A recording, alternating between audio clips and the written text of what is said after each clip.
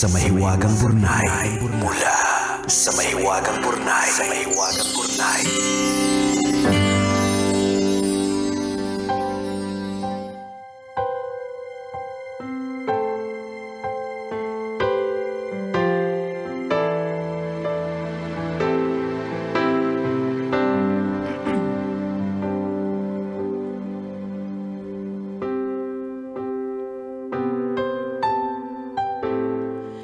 Dear kumikinang na tambalang Nicole Yala at Diego Bandido.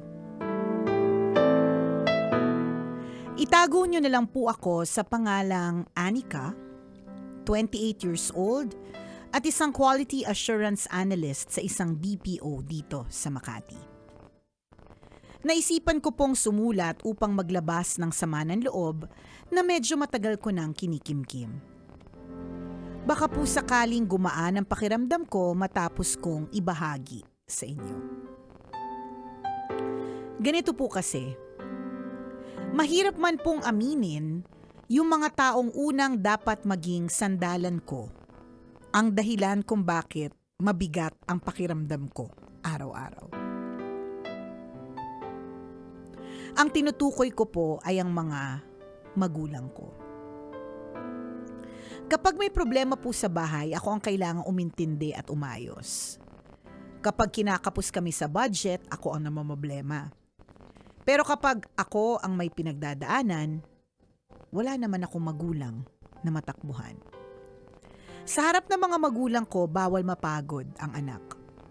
Hindi ako pwedeng sumagot kahit masakit na ang mga naririnig. Bawal magpaliwanag para hindi masabihan ng bastos. Hindi ako pwedeng magkamali dahil agad ipapadala ang lahat o ipapaalala ang lahat ng sakripisyong ginawa nila para sa akin. Mahal ko po ang mga magulang ko. Kahit ilang beses na nila akong napagsabihan ng masasakit na salita, mahal ko sila. Kahit ilang beses pa nilang pinaparamdam na kulang ang lahat ng ginagawa ko para sa kanila. Kaya lang minsan, hindi ko maiwasang magtanong sa sarili ko. Kailan kaya nila makikita ang pagod ko? Kailan kaya nila mapapansin na unti-unti na akong nauubos? Kailan kaya nila malalaman na nasasaktan din ako? May mga gabing umiiyak ako ng tahimik dahil hindi ko na alam kung paano ko pa ipapakita na ginagawa ko naman ang lahat na makakaya ko. May mga pagkakataong napapaisip ako kung proud ba sila sa akin? Kasi kahit anong gawin ko, parang laging may kulang. Minsan naiinggit ako sa ibang anak na kayang sabihin sa magulang nila na pagod na sila. Tapos yayakapin sila pagkatapos. Ako kasi parang wala akong karapatang mapagod. Kaya natututuloy ako magkimkim ng lahat. Natuto akong ngumiti kahit mabigat ang dibdib. Natuto akong magsabing okay lang kahit hindi naman talaga ako okay. Natuto akong akuin ang responsibilidad na hindi naman para sa akin. Habang tumatagal, pakiramdam ko hindi na ako anak. Pakiramdam ko ako na ang kailangan maging matatag para sa lahat. Pagod na po ako. Tambalang kumikinang. Gusto ko naman po sanang maramdaman na mahal nila ako kahit pagod ako. Kahit nagkakamali at kahit hindi perpekto. Gusto ko lang naman po sanang maranasan kung paano alagaan, pakinggan, at intindihin ang mga taong pinakamamahal ko. Sana isang araw bago ko tuluyang mapagod, maramdaman ko rin ang pagmamahal na hindi ko kailangang paghirapan para makuha. Salamat po sa pagbasa ng aking sulat. Ang inyong kumikinang na tagapakinig, Anika.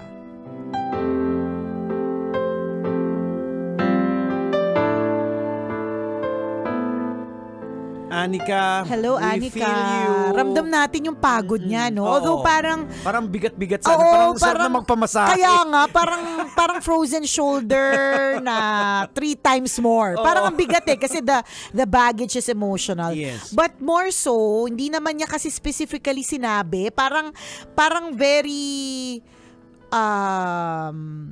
vague. Generic. Oo, parang generic yung mga statements niya about siyang umaako ng alin, Ng o ng obligasyon. ano ba yun? Like, Ikaw ikaw yung bang tagagastos? Yan, Ganyan? oo. Kasi mabigat talaga yan? Or anong klaseng ano? Parang kulang pa yung dinadala mo sa bahay. Oo, ng paggastos, ganun ba? hinahanapan ka.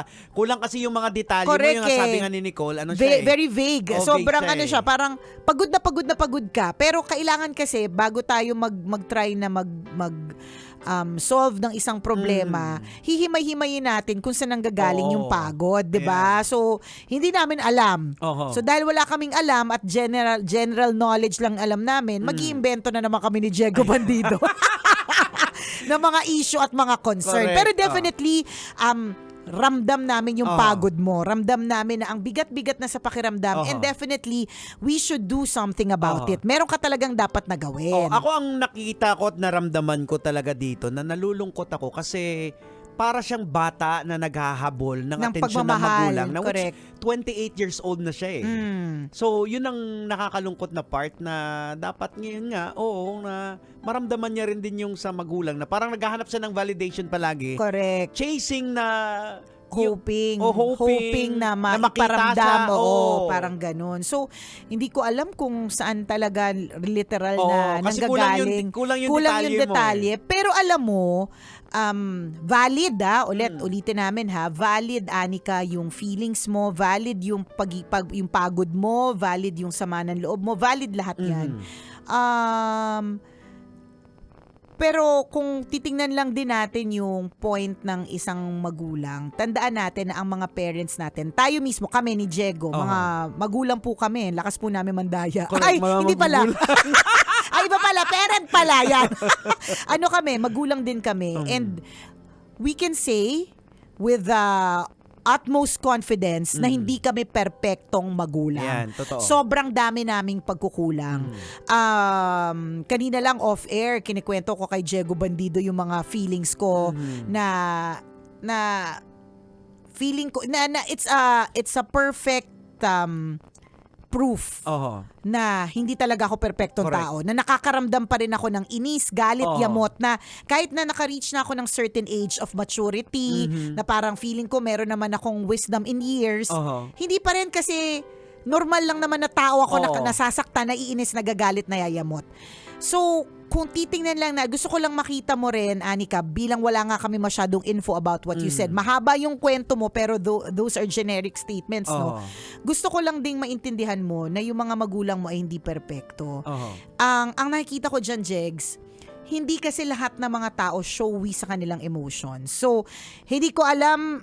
Sorry, pasensya ka na, Anika, kung puro hindi ko alam kasi hindi ko rin alam kung ano yung eksakto pinanggagalingan Walang detalye. Like, hindi ba sila mayakap na person?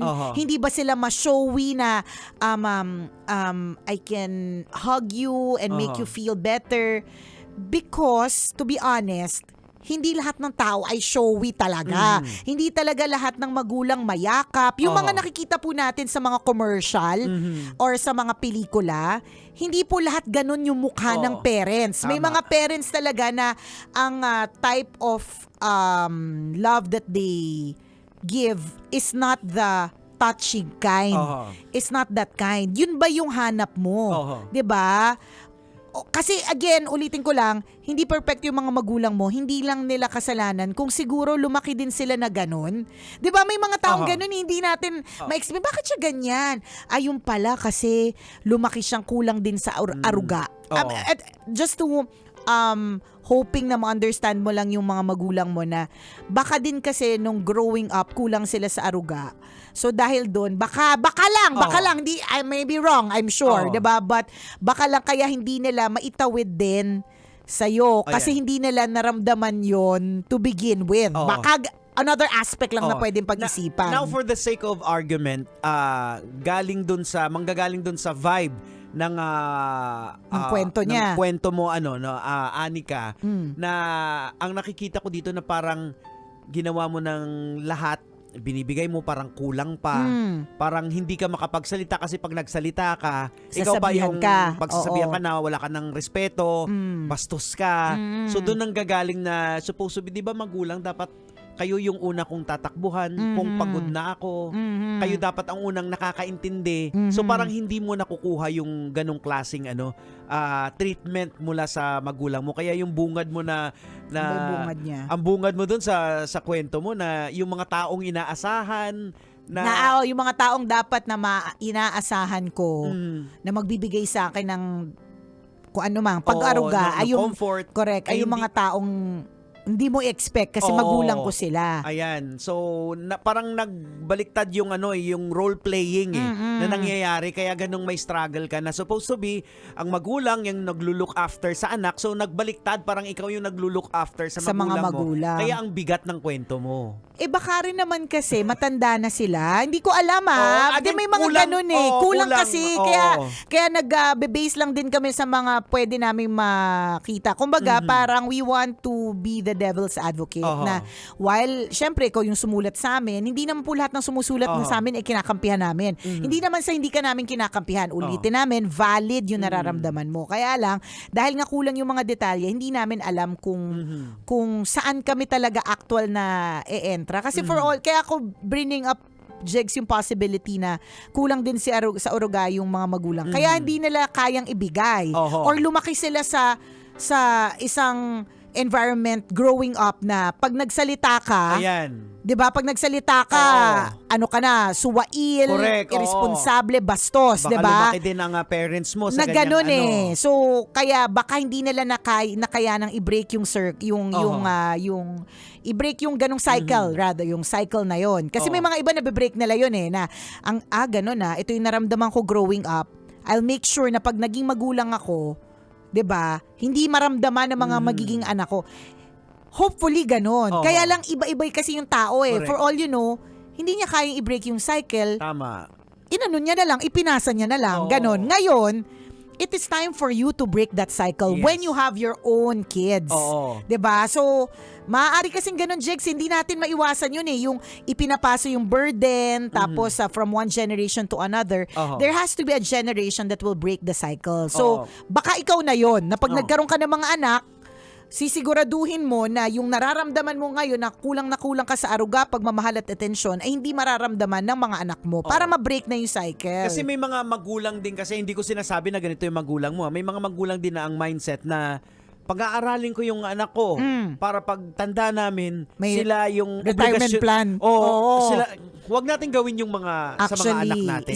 isa po itong reminder. Oh, na parang lagi. na parang obligasyon mo. Huwag ka na magreklamo kasi Ikaw iginapang yun. ka namin Correct. Yun naman din yung isang aspect ng kwento ng Mahiwagang Bornay. Ipapaalala natin sa mga magulang na let's break that cycle. Oo. Na kapag ka nagkaroon tayo ng anak, paaralin natin for the purposes of sila na ang tutulong sa pamilya. Di syempre thank you. Pag Correct. oo. Pero ang mission kasi natin as parents ay palakihin sila to make Tama. sure that they are good individuals para pag nagkaroon sila ng mga pamilya ay kaya nilang i-sustain. Aha. 'Di ba? Kasi mauuna tayong mga magulang So Tama. eventually sila na mo po yung matitira dito sa earth. Oo. So dapat kaya nilang gawin yung Ayan. mga dapat i-equip natin sila ng necessary skills kung kailangan natin silang pag-aralin which is yun yung gagawin natin, 'di ba? Tapos yung mga kagandahang asal, i-break na natin yung cycle Oo, na tama. ginagawang retirement plan yung mga bata. And speaking, galing po sa sinabi ni Nicole, let me share with you yung Bible verse na naalala ko, nasa Ephesians chapter 6 verse 4 yan. Ang sabi dito, fathers, do not provoke your children to anger by the way you treat them. Rather, bring them up with the discipline and instruction that comes from the Lord. Ayan. So, dapat ganun natin pinapalaki yung mga anak natin. Oo. Hindi dapat tayo yung nagpo-provoke ng para magalit sila. Correct. Ayaw natin kasi totoo ang sabi ni Gat Jose Rizal na ang kabataan ng pag-asa ng bayan. Tama. Sila po yung next generation. Kung Correct. kung lumalaki silang full of hate, Oo. kung lumalaki sila na kulang sa aruga, paano na yung mga susunod na henerasyon ng Oo. mga tao dito sa mundo? Imagine mo na lang isang araw naglalakad ka, lahat ng mga taong galit Galit, makasalubong 'di ba? mo. Lahat ng tao nakakunot yung loob. Ayaw natin ng Pangit mundong ng ganon. ganon.